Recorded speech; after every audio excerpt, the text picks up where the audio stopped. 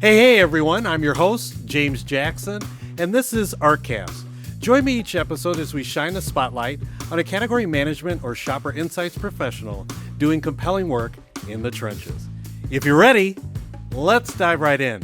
And I am so excited because I rarely get someone here live, but we have Ben Hansen here from California Dairies. He's a category manager over there, and great to have you on the show. Welcome. Thanks, James. I'm so glad to be here. This is great. Yeah. So I know you do your homework. We talked about that. You're a homework guy. Yep. So you've kind of listened before. You kind of know the format. But I'm starting now with a few questions to kind of get things rolling. So I know you're a singer. Oh. All right. Okay. So 2 questions for you. What's your favorite song? Yeah. And I know you performed in different places. So what's either the favorite place that you had or venue? Oh, man. Okay, so favorite song, that's an easy one for me. I'm a Bruce Springsteen disciple through and through. And so it's Born to Run, one of the greatest songs ever. It was my wife and my walkout song during our grand march at our wedding last year. So yeah, I put my money where my mouth is when it comes to Bruce. So yeah, that's my favorite song. Coolest place I've ever performed. So I had the opportunity senior year of high school. Actually, I was part of a national traveling competitive show choir to perform at the Grand Ole Opry in Nashville. So home of all the country greats. You stand there in that wooden circle at the center of the stage and just think about all the people that have come and gone through that place. It's just pretty special memory. So we didn't win that competition, but it didn't really matter because it was just such a cool thing to be able to do. Were you like completely nervous? Were you like, was it easy for you? Well, it wasn't a full house, so that helped a little bit. And by that point, you're at the end of the competition season, and you're kind of in the groove a little bit more. But I approached it with a feeling of utmost respect. It's kind of hallowed ground for country music and just music in general, and so just reverence, I would say, is kind of how I went into it. But yeah, certainly a little bit nervous as well. Nice. So that's an amazing opportunity for sure. It was cool. Yeah. All right. Well, we got that out of the way. Yep. Hopefully you're a little more relaxed. But if you're ready, let's get in the trenches. Let's get in the trenches. We'll start now with now. So you've been at California Dairies for about 2 years. And if I look at your background, you identify yourself not only as a category manager, but a category management function leader for one of the largest dairy producers in the country. So I have to ask you, what are you doing over there? Yeah, no, it's a good question. I mean, we're one of the biggest dairy producers, like you mentioned, and what we're really doing is advancing just our thought leadership and our category management function to try and go more of a true CPG company direction. You think about some of the key pillars of a good sales team and just kind of running as a CPG company. Category management is a super important part of that with retailer relationships and just making the best assortment decisions. And butter is, at the end of the day, it's an old category. It's been around for as a food for thousands of years, but it's one of the oldest categories in the store, you could say. And even though it's kind of more of a traditional category, it's changing really quickly. All the macro changes that are happening in food right now, whether it's private label or super premium, those are all coming to a head in butter, just like any other category. And so what we're trying to accomplish is just being a thought leader with our retailers, kind of giving them a peek of what's around the corner next in dairy, because our company's been around a really long time as a co-op. And so we've got a lot of experience we can draw upon. Wow. Okay. So, and we'll get into your whole career journey here in a minute. Sure. But you were just recently an associate category manager at General Mills. Yeah. And now you're standing up a category management function at a major company. 2 questions for you. First, how old are you? And secondly, how did this all happen? Oh man, the age question. I'll just say I turned a big decade milestone over pretty recently. Yeah. I'll let the viewers on video kind of read into that what they will. But it's going really well, and it kind of took a leap of faith. I mean, I had never stood up a function at a company before. General Mills being a well-established company too, it's been around for a while. It was just a great training ground to learn in, and kind of understand the fundamentals and how to do category management in kind of a classic sense. And so the way that I ended up at California Dairies was they were looking for someone, a little bit earlier in career, that they could kind of put in and help stand up this team, that had that really strong foundation of category management. And so, it's been kind of it's been a wild 2 years, but it's been really fun. And the CMA honestly has been a great help. I've got my CPCA certification earlier this year. I've almost achieved CPCM. And so a lot of that training and just knowledge to kind of build on what I already had, has just been really helpful in, getting this function going and yeah, doing that sort of thing. So I do want to ask this. So it is not normal for somebody to do a CPCA and a CPCM in the same year. Yeah. Can you talk about the undertaking that you had in trying to do that and Yeah. still doing your job? Yeah, I'm really motivated to get those certifications because of how much I can learn from them. I'm just Sure. a curious guy in general. I think we were joking about this a little bit earlier, but I think I read over like 2,000 Wikipedia pages last Oh, that's year, right. I which forgot is about kind that. of a horrifying number. I'm really good at trivia if you ever Yeah. need a trivia team member for that reason, but the point is I'm just a really curious person, and learning and a drive to just continue to build up my knowledge and bring that back to my company. I can then bring that back to our sales team and our retailers. That's where my motivation comes from. So yeah, it's been a lot of training for sure. I think about last year, it was really about kind of standing up the function, getting all of our reporting in place, building the retailer relationships with our buyers so they know who I am and kind of how I can help out. Just those foundational things. And now that we're, kind of past that initial stage, it's about, really kind of leaning in and being, the experts to the best level we can be. So getting those couple of certifications is Sure. really going to be helpful in advancing that. Wow. I mean, it's quite an accomplishment in a very short amount of time. So you haven't always been in category management, Yeah, true. right? So can you talk a little bit about the starts? So I know you had a marketing background I at some agree. point. Can you share a little bit about that Yeah. and maybe what you learned that helped you to what you're doing Yeah. today? Yeah. My degree, was in marketing. I went to the University of Minnesota, and so marketing was kind of always my passion and my background. I always loved brands, and learning about how brands are built and sold, has always fascinated me. So that's kind of been my background. But at my previous company, I mean, I had the benefit of wearing a lot of different hats over the course of the several years I was there, and trying out different roles. So during my time there, I was in, direct sales, I was in a trade planning role, and then wrapped up my time as a category manager. And I think that last role, what really kind of set me on this Catman path was that's just where it all kind of came together for me. I had experience in, direct selling and influencing internally and using data to build strategies and things like that. But what I really loved about category management was I could still kind of use my influencing skill set. I'm not directly a member of the sales team where I've got customer relationships and a number that I'm tied to, sort of a thing, but I can still influence with them and build relationships. I love that side of things.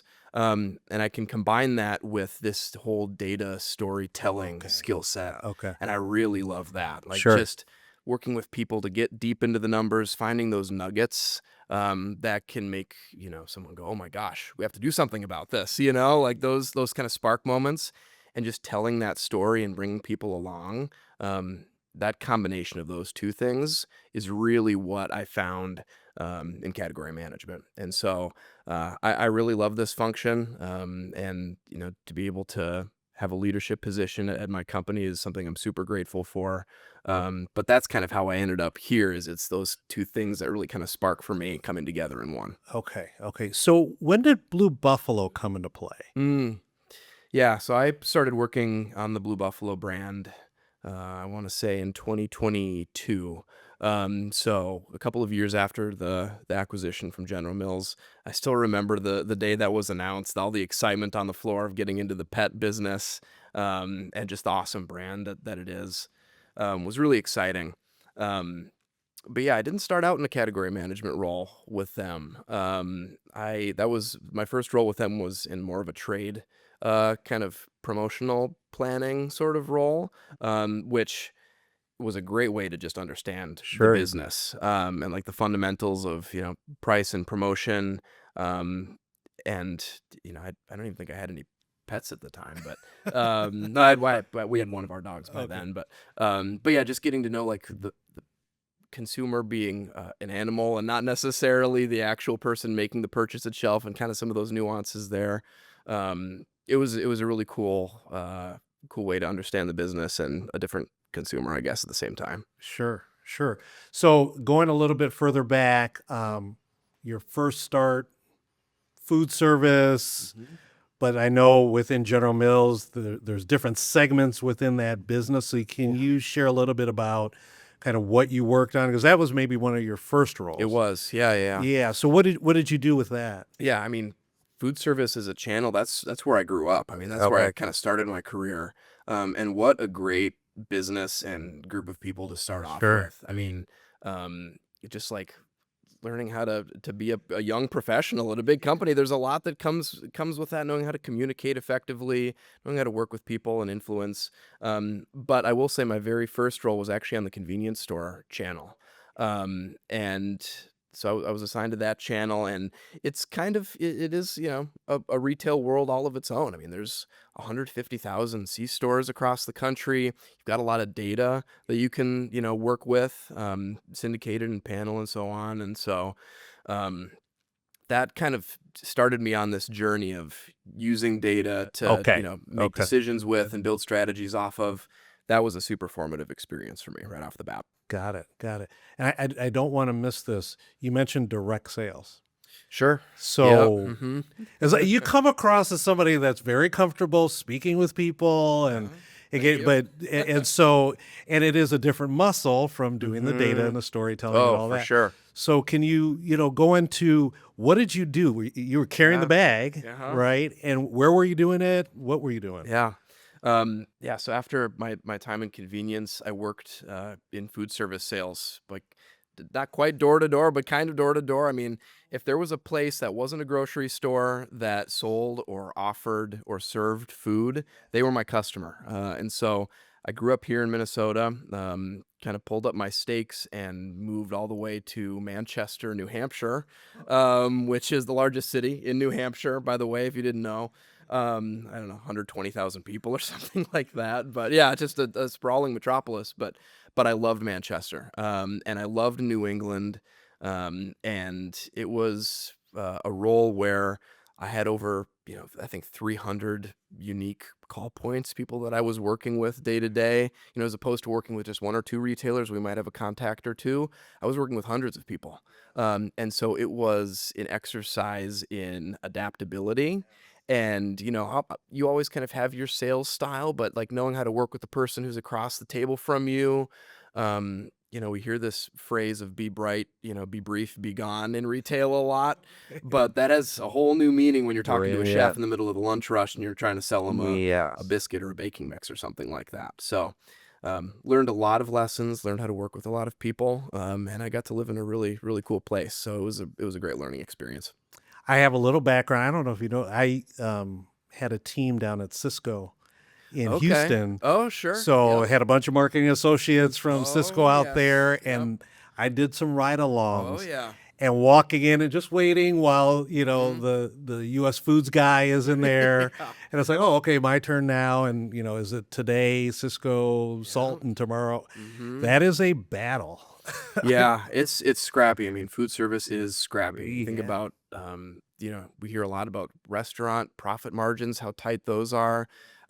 Chefs and food service operators, whether it's K through 12 or college and university or hotel, these are people who have to be really, again, scrappy and adaptable and are working with some really tight guidelines that they can operate within.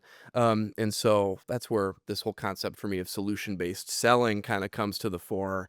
Understanding what their problem, and this is a lesson that has served me well since, but understanding what their issue is or their problem is, how can I propose my, product or program as a solution, and working together with them to help kind of get that in.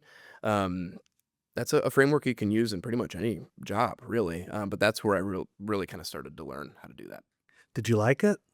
I did. Okay. I did. And, there were some tough days for sure. I Mm-hmm. mean, I feel like I'm saying this a lot, but like people in food service, especially if you're baking from scratch, which a lot of our customers did. These are people that are getting up at 2, 3, 4 in the morning, and laminating their dough, rolling cinnamon rolls, getting ready for the day, getting ready for the breakfast rush. Just super hardworking people. And so kind of some non-traditional hours and a lot of driving. My territory was, a big northern chunk of New England. And so I put a lot of miles on the car for sure, but it was an experience that was very much well worth it. I had an awesome team, awesome manager, and they taught me a lot. And so I look back on that as something that I, have learnings that I can still tap into Yeah. today. Yeah. No, that's interesting. So you've got, and again, I asked you your age, so you packed in a lot into a very short Sure. time. And then you move over to California Dairies. And one of the questions that came to my mind is, okay, is he one of those guys that's got the utmost confidence in his abilities, and so I'm just going to walk in and run the show? Or was there kind of some trepidation where, Yeah. what have I gotten myself into? Yeah. So what was that like? The answer is both, for Okay. sure. I mean, and that was one of the hardest things for me starting out was, I had only worked for one company up until that point. I was in a new place now. I had, once again picked up my stakes and had moved to a new place, and a new category too. And that takes a lot of learning to understand the dynamics, the shopper, the different segments within the category. And so it was a learning process. And I think, to it just being a balance when you get to a place like that, you know, confident humility, I think, has always been kind of my approach is, I'm here, I'm hungry, I want to learn as much as I can and kind of sponging it up. But I've also had a lot of really great experiences and things that I can offer. And so kind of knowing when to push for the right things and saying, I really, this is the way we're going to do things, for this. Um, you have to just kind of know where to toe that line. And so there was certainly days where I was like, I don't know anything about dairy or butter or whatever. And it felt like, drinking from the fire hose, of course, as we all like to say, but you got to be patient with yourself too. And, I am lucky to have a team and a manager that, takes the opportunity to help me learn because I'm still, got so much to learn about the industry and this category, but I've got the right team, and I think I had the right mindset going into it Hope so. of, wanting to learn more, but also knowing that, I'm here for a reason, right? I know a thing or Okay. two. Because I've seen a thing or two, and I've got some value I can offer. So it's all about balance, I think. Well, that's good. I because I would be terrified. But Yeah. so obviously, and you mentioned it. Hey, I'm kind of new to some of these things and all that. I'm drinking from a fire hose, but you're not just sitting at your desk and somebody's just coaching you along the way. Sure. You're having to build, Yeah. right? So when it comes to that, how do you decide? Okay, we need this data, we need this technology, we need this process. Yeah.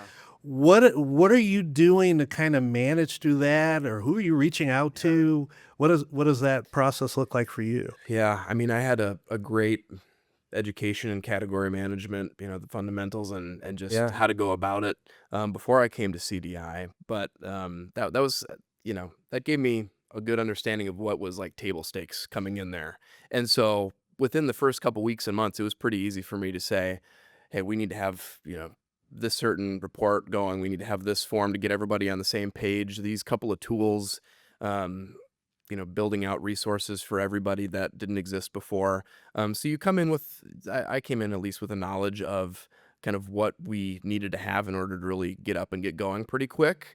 But that's not everything either. And so you got to kind of rely on your network a little bit. You have to always be on the hunt for best practices. I'm a big webinar guy. Anytime there's especially a CMA webinar going on with a new tool, I always just want to know what's out there. But as far as a framework goes, one of my mentors before I left, really kind of impressed upon me this idea of people, process, technology as kind of a way to approach, standing up a function like this. Okay. So are you staffed appropriately? Do you have the right processes for, your annual category review schedule, things like that?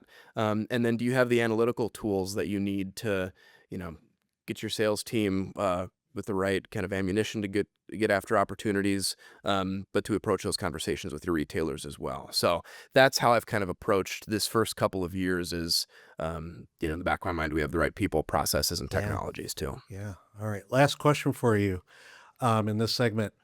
So from day one when you started Mm-hmm. until now, where have you seen the business change, or how have you potentially helped transform the environment and Yeah. your relationships with your customers? Yeah. Yeah, I mean, the category, even over the last couple years, has changed a ton. Some of those dynamics I mentioned earlier that we're reading so much about, the prevalence of private label as a strong competitor to branded. Um, Inflation obviously has been top of mind for all of us. The emergence of, super premium across the store, and even with inflation going on, consumers willing to pony up more for certain things. These are all factors that are impacting the category that I work on. And it's a process of just doing your best to keep the team informed about what's happening on shelf, and communicating that up through leadership as well, of saying, here's some of these dynamics we're seeing. How can we set up our strategy, our manufacturing, whatever it is, to take advantage of these kind of green shoots that we're seeing in the category, so to speak. um, has been a really big piece of it.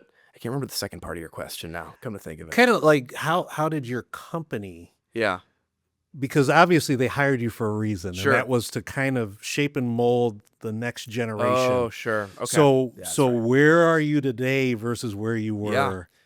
Yeah, I feel really great about the spot that we're Yeah. in terms of standing up this function. Um, our goal, we want to be thought leaders within the category that we serve, and supply. And so, we're doing a lot of different things. I won't say exactly what to help supply that, but I think we've been really resourceful with the tools that we've had to really try and get to our retailers and be, that first person or that first company that comes to mind when they've got a question that they're trying to think about. Um, and it takes a lot of persistence, and some of that old sales experience has been really helpful with the, follow up and follow through, I always say, has been really useful. So we've come a long ways. We've got a long ways to go as well. The category continues to evolve and change. Shopper preferences are changing. All these macro factors of tariffs and inflation are, impacting the category every single day. And so there's always going to be those challenges going forward, but I'm pretty proud of the kind of foundation that we've put in place, Yeah. so our retailers can see us as a really a kind of a thought leader in the category. Yeah. Awesome. Awesome. Well, you've been talking a lot, right? So that's exactly I'm what I gonna was take going a to say. sip of my Take a my break Dunkin' here. and let's come up for air. Finally, coming up for air. Let's talk about Ben. Okay. Oh boy. Personally, Let's do so if it. you could share a little bit about yourself. You mentioned just getting married recently, and Yeah. and a dog and all these things. So if you could share a little bit about you to the audience. Sure. Yeah. Well, you mentioned I'm a singer. I don't think I'd qualify myself as that quite as much anymore. Singing, as it turns out, kind of a use it or lose it skill. That's what my wife said. I feel like I Yeah. don't sound as good belting it out in the car, singing a Springsteen song now as I did maybe 5 years ago. But yeah, I mean, my wife and I just relocated to Minnesota here. We've been in Colorado for the last couple of years, which was an amazing experience. We're both pretty adventurous folks, and so getting to see and live in a new place was really fun. Um, if we got any mountain climbers listening, I was a big 14ers climber guy in Colorado, so I got a lot of work to do. There's 58 of them, but I climbed 14,000 foot mountains while I was there. Oh So that my was kind of gosh. my exercise while I lived in Colorado. But Wow. um, so yeah, love being outdoors, love seeing live music. I'm just glad to have my voice today. We went to Mumford and Sons in St. Paul last night. I had to like make sure I wasn't screaming too much. Sorry, I can't- And they were playing like all of the hits and some Okay. unreleased stuff. So we're big Mumford and Sons fans, but so yeah, we love live music, spending time outside. We've spent a lot of the summer just working on our house, Yeah. fixing things up. Okay. My wife loves interior design, so just figuring out what our plan is for each room and executing it has been really fun. So that's what's been keeping me occupied for the last couple of months. And yes, 2 dogs as well. So we're a dog family. I spared you because I was going to ask you to sing. Oh my gosh. But I said, no, that would be too much for him on the first run. So After next a time, concert prepare. too? Okay, we'll do round 2 maybe if we're lucky. All right. So I want to end with this. There are a lot of companies. I actually just talked to somebody yesterday that's dealing with a lot of like direct-to-consumer companies that are going into retail, and they're kind of a little behind where California Dairies is when it comes to, hey, we want to really stand up a function. We're being asked different questions and all that. But for those type of companies that are just behind you, what would you say to them as far as, here are 2 or 3 things that you need to think about when you want to get into category management and do it the right way? Yeah, I would say, getting a category management and a shopper insights function set up and going is hard. So don't have any illusions about that, but it's worth it. And you can make yourself indispensable to your retailers for the category that you serve. And you can do it in a scrappy, not a super high investment way. There's certainly ways of gathering data out there and telling a story to your retailers that won't cost a ton of money. But if you want to be that company and especially for emerging brands, a company that is seen as cutting edge and your retailers want to talk to, because clearly if this is a transition you're making, you've caught on to something that's a really great trend and you're building households.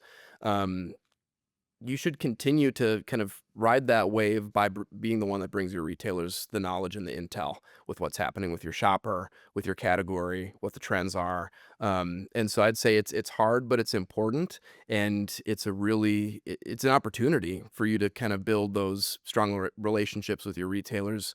And again, be seen as indispensable. So hard, but worth it, I would say, is my takeaway for that one. Awesome. Man, it was great to have you here live. This was awesome. Yeah, this was a good. blast. It went fast, didn't it? Yeah. Yeah, thanks for having me. This was really fun. I haven't been in front of a camera since I don't know how long. But yeah, you made it a great atmosphere, and I appreciate this. Cool. Make sure to prep your song for the next time you're I got to dust off my guitar and tune that thing up a little bit first. I'll think of something really simple that I can scrape by with. Start thinking about it now. And no duets, sorry. You don't play any instruments? You gotta play something. Piano way back when. Oh, okay. But you don't want to. Heart and soul? You can do that. No. Sorry. Okay, we'll practice offline. Sounds good. All right, you just listened to another amazing episode of ARCast. Please look forward to more interesting people like Ben in the weeks to come. And also, please don't forget to share ARCast with your colleagues. So for feedback, topic suggestions, or guest recommendations, we need more people like Ben. Please go to www.catman.global/ARCast. Just need you to scroll down to the bottom of the screen. There's a submission form there. It'll come directly to me, and I'll get back to you as soon as I can. All right. Our episode today was produced by Zach Peterson and edited by Jake Nemi. And also we got Nate behind the camera, and it was recorded at Studio Xerxes in Minnesota. Our theme music was brought to you by Bryant Lowry. And a special thanks to my friends at the Association of Retail and Consumer Professionals for their promotion and management. So that's it for me signing off, and we will see you on our next episode. Bye.